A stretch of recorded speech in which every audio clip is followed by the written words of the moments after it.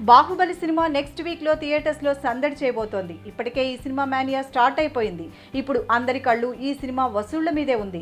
450 కోట్ల భారీ బడ్జెట్తో తీసిన ఈ మూవీ ఏప్రిల్ 28న విడుదలవుతూ 1000 కోట్ల కలెక్షన్స్ టార్గెట్ ఫిక్స్ చేసుకోవడం అందరినీ ఆశ్చర్యపరుస్తోంది.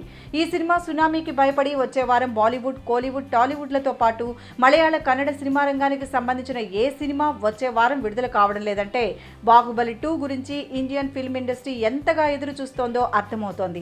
ఈ ఊపు చూస్తుంటే ఈ సినిమా ఖచ్చితంగా 1000 కోట్ల కలెక్షన్స్ అందుకోవడం పెద్ద కష్టం కాకపోవచ్చు. ఇక ఇండియా టుడే మ్యాగజైన్ తాజా ఎడిషన్ కవర్ పేజ్ పై ప్రభాస్ ఏనుగు మీద తొండంపై నుంచి ఎక్కుతున్న పోస్టర్ను కవర్ పేజ్ పై వేశారు.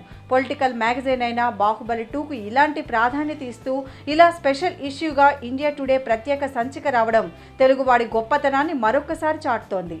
ఒక తెలుగు సినిమా దేశవ్యాప్తంగా అందరి దృష్టిని ఆకర్షించడమే కాకుండా ఈ సినిమా గురించి దేశంలోని 125 కోట్ల మంది ప్రజానీకం మాట్లాడుకునేలా ఒక్క బాహుబలి 2 విషయంలోనే జరుగుతోంది అనుకోవాలి. ఏమైనా పెరిగిపోయిన ఈ అంచనాలను రాజమౌళి ఎంతవరకు చేరుకోగలుగుతాడో వచ్చే వారం తేలిపోతుంది. Thanks for watching. For more interesting updates, don't forget to subscribe Filmy Looks.